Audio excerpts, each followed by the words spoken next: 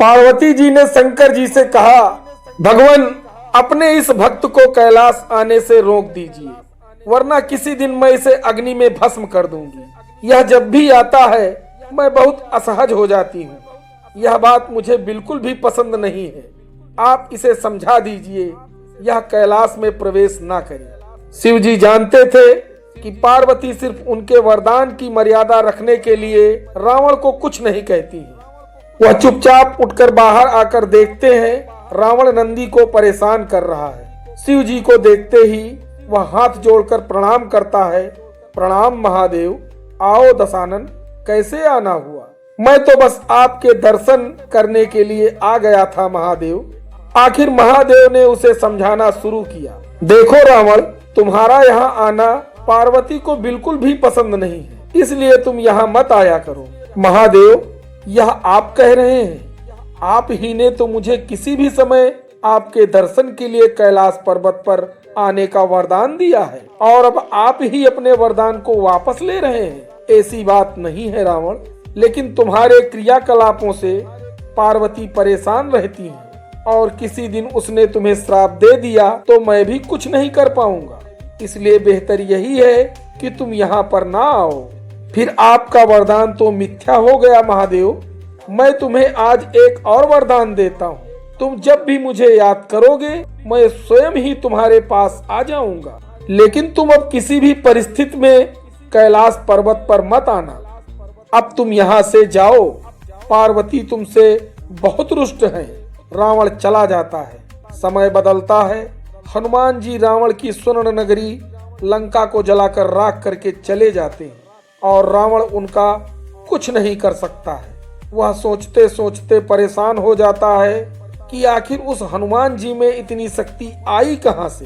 परेशान होकर वह महल में ही स्थित शिव मंदिर में जाकर शिव जी की प्रार्थना आरंभ करता है। उसकी प्रार्थना से शिव प्रसन्न होकर प्रकट होते हैं। रावण अभिभूत होकर उनके चरणों में गिर पड़ता है। कहो दशानन, कैसे हो? शिव जी पूछते हैं। आप अंतर्यामी हैं महादेव, सब कुछ जानते हैं प्रभु। एक अकेले बंदर ने मेरी लंका को और मेरे दर्प को भी जलाकर राख कर दिया। मैं जानता हूँ कि यह बंदर जिसका नाम हनुमान है आखिर कौन है। मैं जानना चाहता हूँ कि यह बंदर जिसका नाम हनुमान है आखिर कौन है। और प्रभु, उसकी पूंछ तो और भी ज्यादा शक्तिशाली थी। किस तरह सहजता से मेरी लंका को जला दिया। मुझे बताइए कि यह हनुमान कौन है। शिव जी मुस्कुराते हुए रावण की बात सुनते रहते हैं और फिर बताते हैं कि रावण, यह हनुमान और कोई नहीं, मेरा ही रुद्र अवतार है। विष्णु ने जब यह निश्चय किया कि वे पृथ्वी पर अवतार लेंगे और माता लक्ष्मी भी साथ ही अवतरित होंगी, तो मेरी इच्छा हुई कि मैं भी उनकी लीलाओं का साक्षी बनूं। और जब मैंने अपना यह निश्चय पार्वती को बताया तो वह हट कर बैठी कि मैं भी साथ ही रहूंगी। लेकिन यह समझ नहीं आया कि उसे इस लीला में किस तरह भागीदार बनाया जाए।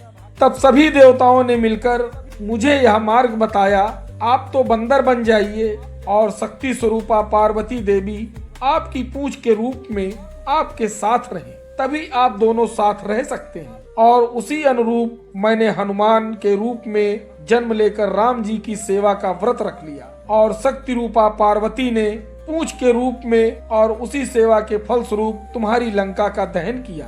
अब सुनो रावण, तुम्हारे उद्धार का समय आ गया है, अतः श्री राम के हाथों तुम्हारा उद्धार होगा। मेरा परामर्श है कि तुम युद्ध के लिए सबसे अंत में प्रस्तुत होना, जिससे कि तुम्हारा समस्त राक्षस परिवार भगवान श्री राम के हाथों से मोक्ष को प्राप्त करे और तुम सभी का उद्धार हो जाए। रावण को सारी परिस्थिति का ज्ञान होता है और उस अनुरूप वह युद्ध की तैयारी करता है और अपने पूरे परिवार को राम जी के समक्ष युद्ध के लिए पहले भेजता है, और सबसे अंत में स्वयं मोक्ष को प्राप्त होता है। जय सिया राम जी। ओ